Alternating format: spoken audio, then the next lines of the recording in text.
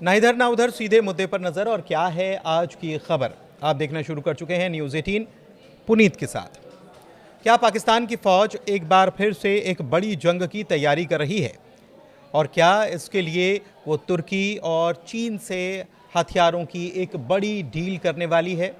ये डील कहां तक पहुंची है?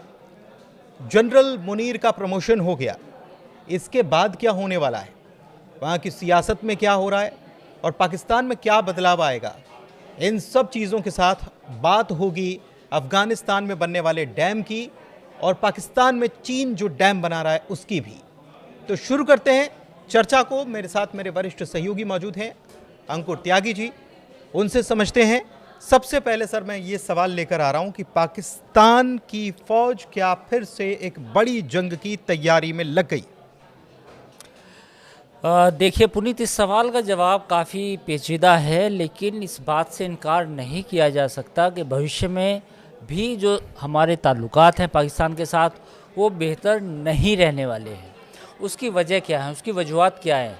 उसकी वजूहत ये है कि इस समय भी पाकिस्तान में जो हाइपर नेशनलिज़म मिलिट्री को लेकर तैयार किया गया है उसका कहीं ना कहीं रिज़ल्ट सामने आएगा। वो 1 साल में आए, 6 महीने में आए, 1.5 साल में आए, क्योंकि वो हाइपर नेशनलिज्म ऐसा तैयार किया गया, उसमें जो तड़का लगाया गया है वो तड़का कहीं ना कहीं तो जाके कुछ ना कुछ तो करेगा।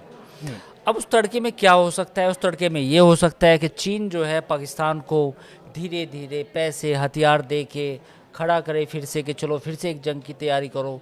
ये भी हो सकता है। दूसरा ये हो सकता है कि इस बार कोई जो टेररिस्ट प्रॉक्सी वॉर जो करता है पाकिस्तान, जो अटैक्स करता है, उन अटैक्स को भी पाकिस्तान कुछ और नए तरीके से अंजाम दे सकता है अपने प्रॉक्सीज के द्वारा। तो ये कर सकता है। और तीसरा पॉइंट ये है कि भारत भी अब चुप नहीं बैठेगा, क्योंकि अगर आपने कोई टेररिस्ट अटैक किया तो वो अब डॉक्ट्रिन है, हम जवाब देंगे, हम इसे एक्ट ऑफ वॉर मानेंगे। तो जो इस सवाल का आपने जवाब पूछा कि 1-1.5 साल में क्या होने वाला है, तो ये बड़ा मुश्किल है, कुछ भी हो सकता है। मुनीर का प्रमोशन हुआ, कहने को ये प्रमोशन है, लेकिन एक प्रकार से आप जीवन भर फील्ड मार्शल की आपको पदवी दे दी गई। इससे परिवर्तन क्या आने वाला है? देखिए, इसके 2 कारण हैं, 2 चीज़ें हो सकती हैं इस मामले में। जिसकी पहली संभावना तो ये है कि आसिम मुनीर की विदाई हो जाए। आपने बिल्कुल ठीक समझा। मैं ये अपना नैरेटिव दे रहा हूँ, मेरा एनालिसिस है कि आसिम मुनीर को 30 नवंबर से पहले उन्हें ये कह दिया जाए कि भैया आपको फील्ड मार्शल बना दिया गया, अब आप जो है चलिए कोई नया आर्मी चीफ हम लगाएंगे। तो ये हो सकता है। दूसरा ये हो सकता है कि वो आर्मी चीफ किसी और को लगाए, वो शहबाज शरीफ की बात मान ले और खुद फील्ड मार्शल बने रहे। चाहे उसको सीडीएस भी कह सकते हैं आप, या फील्ड मार्शल भी कह सकते हैं। तो ये एक नया इक्वेशंस बनती नज़र आ रही हैं। लेकिन अब इस बात की उम्मीद ज़्यादा है कि शायद अब उनको शहबाज शरीफ चाहते हैं कि किसी तरह इनसे अब पिंड छूटे। दूसरी तरफ हथियारों को लेकर ये डील की जो बात सामने आ रही है चीन के साथ, कल भी हमने बात की थी, तो ये क्या है? J-35 F-35 से बेहतर है तमाम चीज़ें। वहाँ पर पाकिस्तान में लोग देखते हैं, हम हमारी चर्चा को देखते हैं, बड़ा पसंद करते हैं, चैनल को भी देखते हैं, काफ़ी तनकीद भी करते हैं और कहते हैं कि देखो कैसी बातें कर रहे हैं। लेकिन आपको काउंटर व्यू भी सुनना चाहिए। आपको वो सिर्फ नहीं सुनना चाहिए जो आपको पाकिस्तान में बताया जाता है, या हम भी ये कहते हैं कि इंडिया में भी सब कुछ सुनना चाहिए। तो जो सवाल आपने पूछा, देखिए पाकिस्तान को अमेरिका और चीन दोनों चाहते हैं कि ये सिक्योरिटी स्टेट बना रहे, क्योंकि जब तक ये सिक्योरिटी स्टेट बना रहेगा तो तब तक वो पाकिस्तान इस्तेमाल होता रहेगा इन दोनों मुल्कों के लिए। अब सिक्योरिटी स्टेट से मेरा मौक़िफ़ क्या है? मेरा मौक़िफ़ ये है कि चीन हथियार देगा, सस्ते देगा, डिस्काउंट पे दे सकता है, EMI ऑप्शन दे सकता है, तमाम चीज़ें दे सकता है। वहीं अमेरिका सब कुछ जानते हुए भी कि पाकिस्तान में क्या चल रहा है, इकोनॉमी की बजाय दूसरी चीज़ों पे ज़्यादा फोकस है, बावजूद इसके वो कहीं ना कहीं जब लगेगा कि मुझे पुचकारना है तो पुचकार भी देगा। तो दोनों मुल्क चाहते हैं कि पाकिस्तान एक सिक्योरिटी स्टेट बना रहे, क्योंकि देखिए अगर पाकिस्तान के भारत के साथ नॉर्मल रिलेशन होते हैं तो 2-3 चीज़ें तो फौरी तौर पे ख़त्म हो जाएंगी। फ़ौज जो पाकिस्तान फ़ौज है उसका रिलेवेंस कम हो जाएगा, क्योंकि जब ताल्लुकात बेहतर हो जाएंगे पड़ोसियों के साथ तो फ़ौज उतना पैसा नहीं मांगेगी, उतनी पावर नहीं मांगेगी। दूसरा पॉइंट ये है कि जो चीन है, फिर चीन का भी रिलेवेंस कम होगा कहीं ना कहीं, कि जब आपके एक बड़े हमसाया मुल्क इंडिया के साथ ताल्लुकात बेहतर हो गए तो फिर आप उस तरह की जद्दोजहद नहीं करेंगे बॉर्डर पर। तो ये, लेकिन ऐसे होने की संभावना नहीं है। मैं इसी पे आ रहा हूँ कि चीन चाहता है और अमेरिका भी चाहता है कि पाकिस्तान का जो लेवरेज हम ले सकते हैं वो तभी तक ले सकते हैं जब तक ये एक सिक्योरिटी स्टेट में रहे, फौज की बालादस्ती हो, फौज जो है अपने हिसाब से काम करती रहे, और जो सिविलियन हुकूमत है, जो गवर्नमेंट है, वो उतनी पावरफुल ना बन पाए कि जो बाकी चीज़ों पे फोकस कर सके। ठीक है, एक चीज़ और है कि ये जंग तो जो हुई हमने देखा हथियारों के दम पर, हथियार जुटाए भी जा रहे हैं, लेकिन एक और जंग की बात मैं करने चाह रहा हूँ। यह है पानी की जंग, जल के लिए। भारत ने सिंधु जल समझौता रद्द कर दिया, पाकिस्तान के ऊपर प्रेशर बना। खबर ये भी आ रही है कि भारत ने अफ़गानिस्तान में एक बांध बनवाया था साल 2016 में, उसकी शुरुआत हुई थी, कंप्लीट हो चुका है। एक और बांध भारत बनाने जा रहा है और अफ़गानिस्तान कह रहा है कि काबुल का पानी भी हम पाकिस्तान नहीं जाने देंगे। और दूसरी तरफ चीन सबसे बड़ा बांध बनाने की तैयारी कर रहा है, पाकिस्तान में शायद दुनिया का सबसे 5वां ऊंचा डैम होगा। ये क्या चल रहा है? देखिए, जो वहाँ पे कुनार और काबुल रिवर है, उन दोनों रिवर पर डैम बनाने की बात आई है। शहतूत डैम एक परियोजना काफ़ी समय से लटकी हुई है अफ़गानिस्तान में, तो अब ऐसी अंदर खाने बातचीत हो रही है कि शहतूत डैम को बनाया जाए, जिसमें इंडिया मदद कर सकता है मौजूदा तालिबान गवर्नमेंट की। तो उन्होंने मांगी भी है मदद। जो मेरे सोर्सेज हैं उनके हिसाब से ये है कि तालिब कुछ ना कुछ तो खिचड़ी पक रही है। तो अगर ऐसा होता है तो फिर अफ़गानिस्तान उस पानी को रोक सकेगा और बिजली बना सकेगा। तो पाकिस्तान ने इस पर ऐतराज़ जताया है। वहीं पाकिस्तान में भी चीन एक डैम बनाने की कोशिश कर रहा है। तो उस डैम के मोहम्मद डैम, तो वो जो डैम बनाने की कोशिश हो रही है वो भी उसका मकसद ये है power generation.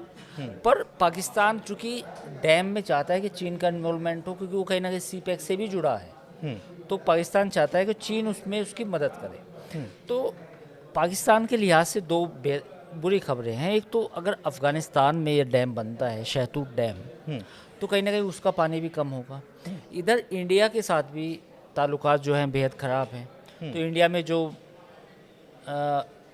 Indus water treaty है वो एट एबेंस है, तो एट एबेंस होने से वो कहीं ना कहीं मामला वहाँ भी अटका है। तो दोनों तरफ से जो पाकिस्तान को पानी मिल सकता था वो एक बड़ी समस्या है। दूसरी एक बड़ी समस्या ये है कि इस साल ये उनकी एक वाटर अथॉरिटी का मैं मैसेज बताऊंगा कि 10 से 16% या 20% तक मैक्सिमम जो बुआई है वो कम होने की उम्मीद है पाकिस्तान में। हाँ, वजह क्या है? वजह है कि जो सिंधु वाटर ट्रीटी एट एबेंस में चली गई और पानी का जो फ्लो है वो उतना ज़्यादा नहीं है या उस तरह से नहीं है कि जो लगातार होना चाहिए, तो कहीं ना कहीं वहाँ सिंचाई प्रभावित हो रही है।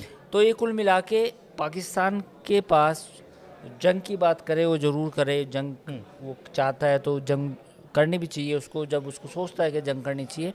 बट पॉइंट ये है कि कहीं ना कहीं इंडिया और अफ़गानिस्तान दोनों तरफ से जो पानी मिलना था उसमें कहीं ना कहीं कमी आएगी। फंस गया मामला, तो फंसा हुआ है फिलहाल। एक चीज़ और है कि तुर्की और अज़रबैजान ने जिस तरीके से भारत और पाकिस्तान के बीच में ये जो हालात बने इसमें अपना रंग दिखाया, अब चीन अपना रंग दिखा रहा है। तो भारत में चीन और बांग्लादेश को लेकर विरोध की बात कही जा रही है कि हम विरोध करें, बायकॉट करें। भारत और चीन के व्यापारिक अगर नज़रिए से देखा जाए तो क्या भारत इस कंडीशन में अभी है क्या कि यहाँ पर हम बायकॉट करें और हम चीज़ें अपने आप संभाल पाएँ? देखिए, बायकॉट लंबा तो नहीं चलता। देखो, मलेशिया के साथ हमारे ताल्लुकात महातिर मोहम्मद के टाइम में थोड़े से ख़राब हुए थे जब उन्होंने कश्मीर की बात की थी, लेकिन वो जैसे ही सत्ता से हटे फिर कहीं ना कहीं मलेशिया से जो हमारे संबंध है वो ठीक होने शुरू हुए। मलेशिया से हमने पाम ऑयल का इंपोर्ट कम कर दिया था, करीब करीब 6% घट गया था जब महातिर मोहम्मद थे। तो अभी जो मौजूदा रिजीम है उसके साथ फिर ताल्लुकात कहीं ना कहीं बेहतर हुए हैं। तो ये डिप्लोमेसी में चलता है। जहाँ तक बाइकआउट ट्रेंड की बात है, बाइकआउट ट्रेंड में तुर्की को फौरी तौर पे तो कुछ नुकसान होगा, कुछ हमें भी हो सकता है बायलैटरल, लेकिन लॉन्ग टर्म में अगर तुर्की इस पॉलिसी को लंबे टाइम तक ज़्यादा चला के रखता है तो देन एक प्रॉब्लम आएगी। लेकिन अगर ये शॉर्ट टर्म शॉक्स हैं तो वो तो एब्जॉर्ब हो जाते हैं 1-2 साल में। रही बात अज़रबैजान की, अज़रबैजान को प्रॉब्लम है आर्मेनिया से, और आर्मेनिया को बेसिकली हमने कुछ हथियारों की बेचे हैं, तो उसको पिनाका और दूसरे, तो वो एक प्रॉब्लम है अज़रबैजान को। लेकिन अज़रबैजान की पूरी इकोनॉमी टूरिज़्म पे डिपेंडेंट है, तो उसमें करीब 10%, अगर पूरी इकोनॉमी का 10% हम मान रहे हैं तो टूरिज़्म बेस्ड है। तो इंडिया के करीब करीब लास्ट ईयर भी 3.5 लाख के करीब टूरिस्ट वहाँ पे गए थे। तो अगर अज़रबैजान का रवैया, और डायरेक्ट फ़्लाइट है दिल्ली से, बहुत कम लोगों को पता है कि डायरेक्ट कई फ़्लाइट्स हैं बाकू की, तो अगर ये मामला आगे और बढ़ता है तो जो दिल्ली से बाकू की फ़्लाइट्स हैं तो शायद वो बाकू ना जाए, वो ग्रीस चली जाए, वो एथेंस चली जाए। तो मुझे लगता है कि अज़रबैजान ज़्यादा वनरेबल है बजाय टर्की के। लेकिन मैं बात चीन और बांग्लादेश की कर रहा था, क्योंकि ये दोनों बिल्कुल नज़दीक, हमारे बिल्कुल पड़ोसी हैं। और बांग्लादेश को अगर फिर भी हम साइड में करें और चीन की बात करें तो चीन पर तो हम बहुत सारी चीज़ों, बांग्लादेश में भी इशू है काफ़ी, लेकिन हमारी निर्भरता चीन पर कई मामलों में है। तो क्या ये चीज़ें हो पाएंगी, या फिर ये लोगों के भीतर एक जो परिस्थिति बनी है उसके बाद जो उबाल आता है वो चीज़ें हैं और ये समय के साथ हो जाएंगी? ठीक नहीं, देखिए चीन और अमेरिका चूँकि एक बड़ा ही प्रोडक्शन हब हैं, टेक्नोलॉजी में अमेरिका है और बाकी चीज़ों में चीन है, तो चीन का उस तरह से कोई भी मुल्क विरोध करने की स्थिति में तो नहीं है, क्योंकि कहीं ना कहीं कुछ चीज़ों का इंपोर्ट चीन, जानते हैं, दुनिया की फैक्ट्री बोला जाता है। लेकिन ये है कि आने वाले समय में, जैसे हम चाइना +1 की बात कर रहे हैं, तो चाइना +1 का मेरा मतलब ये है कि इंडिया में उन सारी चीज़ों का मैन्युफैक्चरिंग की जाए जिस पर हम चीन पे डिपेंडेंट है, चाहे वो रॉ मटेरियल ही क्यों ना हो। तो आने वाले समय में इसमें देखेंगे कि हम बहुत सारी चीज़ों में आएंगे भी। जैसे सेमीकंडक्टर की बात करें तो अगले 2026-27 तक भारत में सेमीकंडक्टर के जो चिप्स होंगे उनकी संख्या करोड़ों अरबों में होगी, तो वो एक लेवल हम अचीव करेंगे। तो ऐसे ही बाकी इलेक्ट्रॉनिक्स में और जो केमिकल हैं उस सेक्टर में भी अगर हम बेहतर काम करें, खुद की अपनी एक सप्लाई चेन डेवलप करें, तो उसमें चीज़ें बेहतर हो सकती हैं। लेकिन तो फिर ये उसमें समय लगेगा, तो उसमें फिर आपको बाइकआउट चाइना या बाइकआउट बांग्लादेश करने की ज़रूरत नहीं पड़ेगी।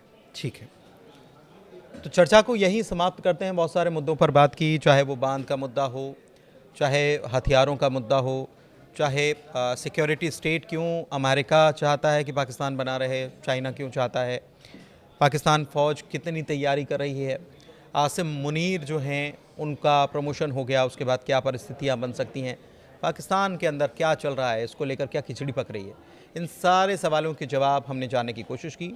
ये वीडियो कैसा लगा ज़रूर बताइएगा कमेंट के ज़रिए। चर्चा को समाप्त यहीं करते हैं। हमारे चैनल को लाइक कीजिए, सब्सक्राइब कीजिए। बहुत शुक्रिया।